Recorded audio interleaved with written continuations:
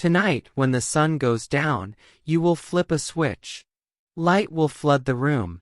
You won't think twice about it. But for 99.9% of human history, that switch didn't exist. When the sun set, the world simply went dark, and something old and wordless inside you still remembers what that meant. You already know the feeling. You're walking through your own house after midnight, lights off, and your skin tightens before your mind catches up. You glance at a shadow on the wall, and your heart rate spikes for no reason you can name. You tell yourself it's nothing. Your body disagrees. And the strange part is, your body is not malfunctioning. It is doing exactly what it was built to do. What did ancient humans actually fear after dark? Not ghosts. Not monsters under the bed. The real answer is far stranger, and far more physical, than anything in a horror movie. For most of the time humans have existed, night was not a backdrop. It was a predator's shift change. Lions, leopards, hyenas, and other apex hunters are most active between dusk and dawn.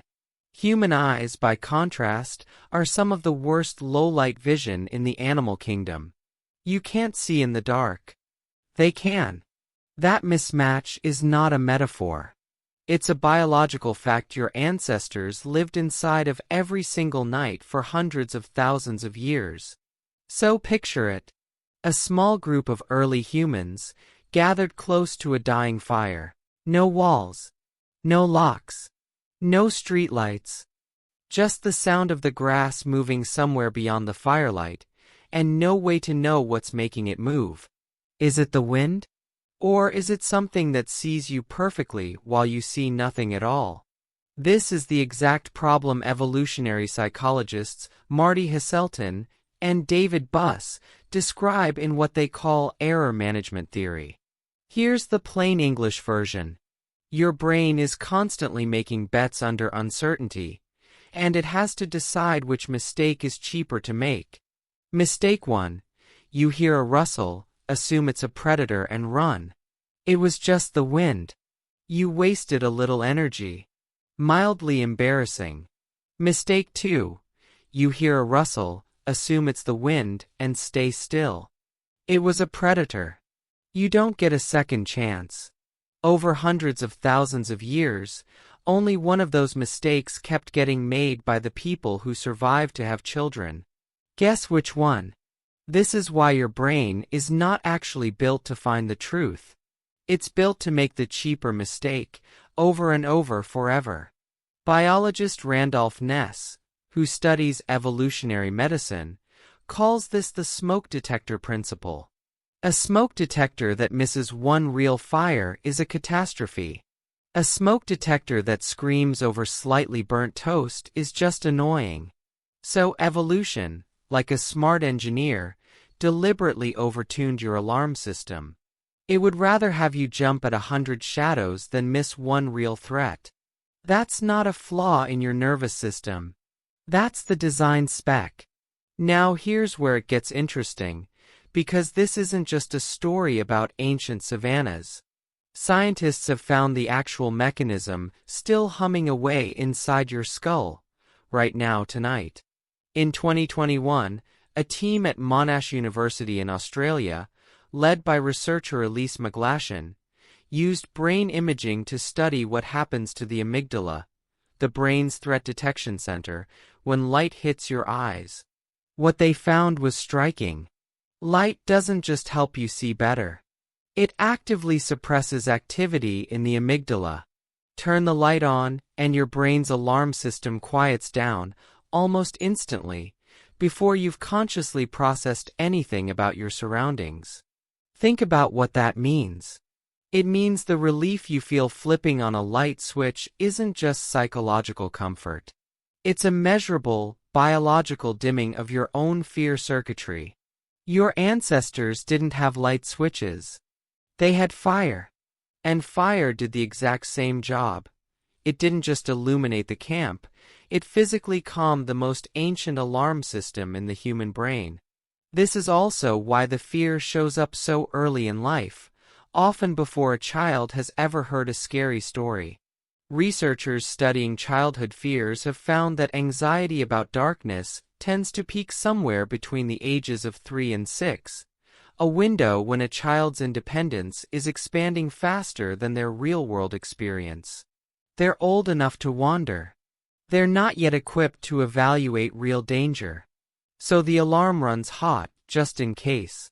You didn't learn to fear the dark. You inherited the wiring for it, fully assembled, from people who never read a single word about it. People who couldn't have explained the amygdala if their lives depended on it. Which, in a very real sense, it once did. Here's the part that should genuinely unsettle you. Streetlights exist. Locks exist. Emergency numbers exist. Your modern bedroom, statistically, is about as safe a place as a human being has ever slept in the entire history of the species. And yet, the moment the lights go off, some part of your brain runs the same ancient threat assessment your ancestors ran beside a fire 40,000 years ago, scanning a tan-colored savanna that, for you, no longer exists. Why hasn't it updated? Because evolution doesn't patch software overnight. Cultural change, the invention of cities, electricity, security systems, moves at the speed of decades.